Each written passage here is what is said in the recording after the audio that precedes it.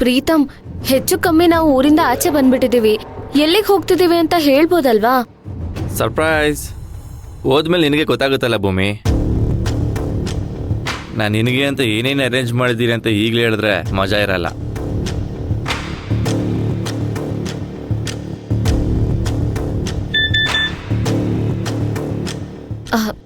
ಚಿಕ್ಕ ಯಜಮಾನ್ರು ನನಗೆ ಕಾಲಿಗೆ ಟ್ರೈ ಮಾಡಿದ್ದಾರೆ. ಇವಾಗ ಮೆಸೇಜ್ ಬಂದಿದ್ಯಲ್ಲ.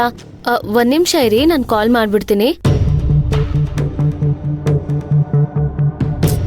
ಈಗ ಅವ್ರ ಹತ್ರ ಮಾತಾಡೋದು ಅಷ್ಟೊಂದು ಇಂಪಾರ್ಟೆಂಟಾ? ಬೇರೆ ಯಾರಾದ್ರೂ ಆಗಿದ್ರೆ ನಾನು ಕೇರ್ ಮಾಡ್ತಿರ್ಲಿಲ್ಲ. ಚಿಕ್ಕ ಯಜಮಾನ್ರು, ಹಾಗೆಲ್ಲ ನಾನು ಬಿಡೋದಿಕ್ಕಾಗಲ್ಲ. ನನಗೆಲ್ಲದಕ್ಕಿಂತ ಅವರೇ ಇಂಪಾರ್ಟೆಂಟು.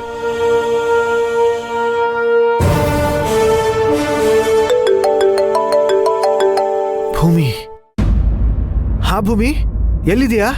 ಪ್ರೀತಮ್ ಅವರು ಊರಿಂದ ಬಂದಿದ್ರು ಚಿಕ್ಕ ಯಜಮಾನ್ರೆ. ಅವ್ರ ಜೊತೆ ನಾನು ಹೊರಗೆ ಹೋಗ್ತಿದ್ದೀನಿ. ನೋಡು, ಆ ವಿಷಯ ನನಗೆ ಗೊತ್ತು. ಈಗ ನೀನ್ ಎಲ್ಲಿದೆಯಾ ಅದನ್ನ ಹೇಳು.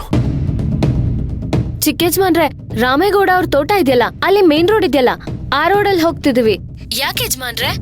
ಭೂಮಿ, ನಾನು ಹೇಳೋದನ್ನ ಸಮಾಧಾನವಾಗಿ ಗಮನ ಇಟ್ಟು ಕೇಳಿಸ್ಕೊ.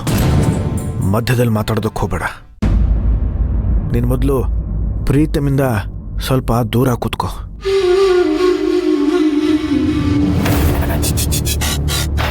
ನಾವು ಅನ್ಕೊಂಡಿರೋ ಥರ ಅವನು ಒಳ್ಳೆಯವನಲ್ಲ.